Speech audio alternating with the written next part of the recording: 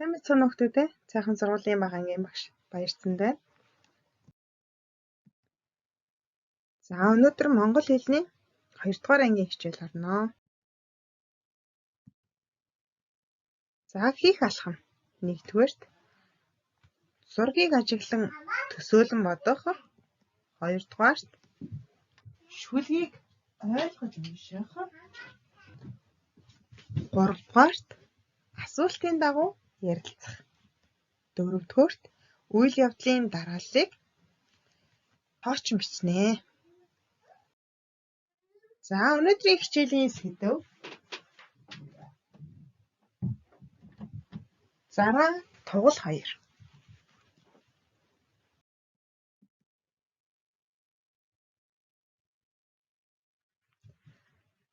За уншээ.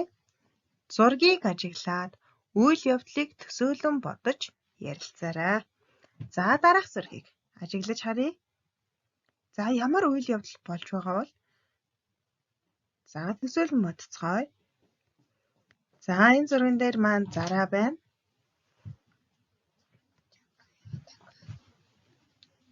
За 2-р зурган дээр ямар үйл явдал болж байгааг төсөөлөн бодъё. За зараан дээр ямар амьт ирсэн байна? Тугал ирсэн байна. За тугал зараа 2 маань яаж байгаа юм бол?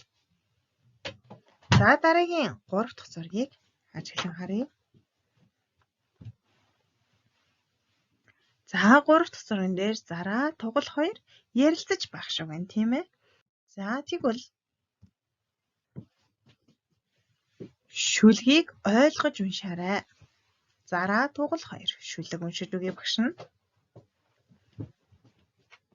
За анхааралтай багшийнхаа уншиж өгж байгаа шүлгийг ойлгож сонсоорой. Ичимхий зараа хэвтэж гин. Эдэмхий тугал ирж гин. Бөөрийг нь тэр долоож гин. Өөрийнх нь хэл өвдөж гин. Дайралцсан бүхэн хоол биш шүү гэж даажгансан зараа инээж гин. За хүүхдүүдээ энэ шүлгэн дээр ямар үйл явдал болов?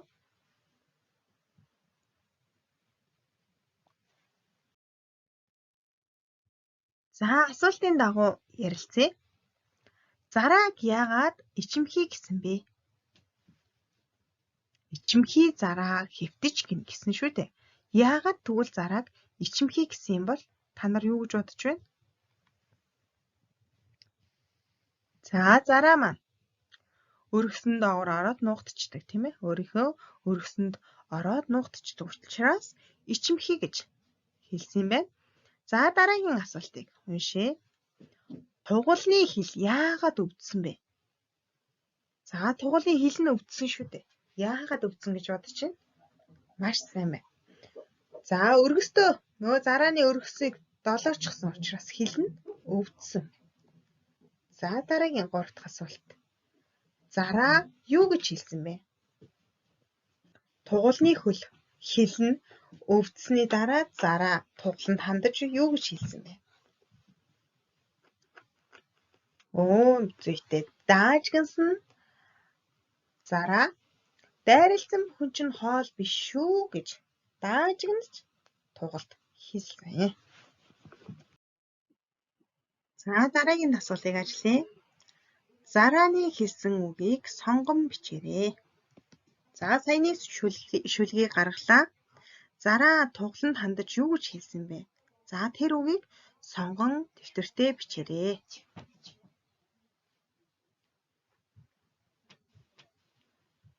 За зүйтэй. За зарааны хэлсэн үг энд байна. Дайралцсан бүхэн хоол биш шүү гэж даажгансан зараа инээж гин. За багш нь шар өнгөөр будаж тодтогч өглөө. За энийг зарааны хэлсэн үгийг дэвтэртээ бичээрэй.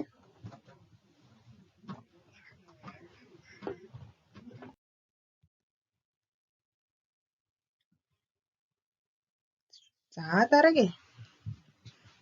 Зааврыг уншъя. Шүлгийн үйл явдлын дарааллыг бичээрэй. За эхлээд яасан бэ? Эхлээд ямар үйл явдал болов?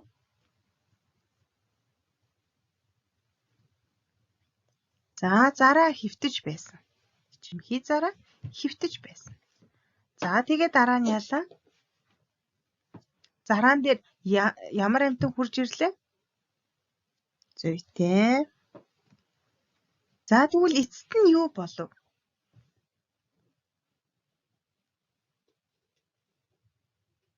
За энэ явдлын эхлээд яасан? Дараа нь яасан? Эцэст нь юу болсон талаар үйл явдлын дарааллыг дэвтэрдээ бичээрэй. Өөртөө эхлээд бичиж дуусаад за дараа нь багштайгаа харьцуулан харъя. За эхлээд ичимхий зараа хэвтэж байсан. За дараа юу болсон гэхээр за идэмхий их иддэг тугал байна. Ирээд бөөрийг нь долоосон. За зарааг долоосон учраас тугалны хил өвдсөн байна. Тэгвэл эцэст нь ямар үйл явдал болсон бэлээ? За эцэст нь зараа түнд дайралтсан бүхэн хоол биш шүү гэж зараа инээж хэлсэн байна, тийм ээ? За багшийнхаа хийсэнтэй харьцуулан хараарай.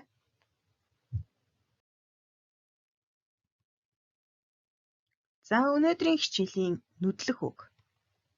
Дэвтэртээ нэг мөр хичээнгүү цэвэр бичээрэй. За уншия.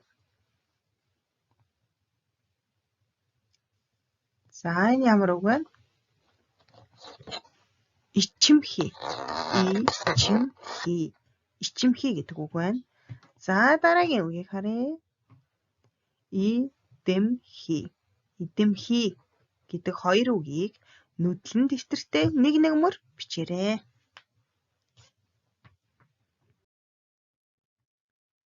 За өнөөдрийн хичээлийн гэрийн даалгаварт сурах бичгийн хуудас 93, дасгал 6.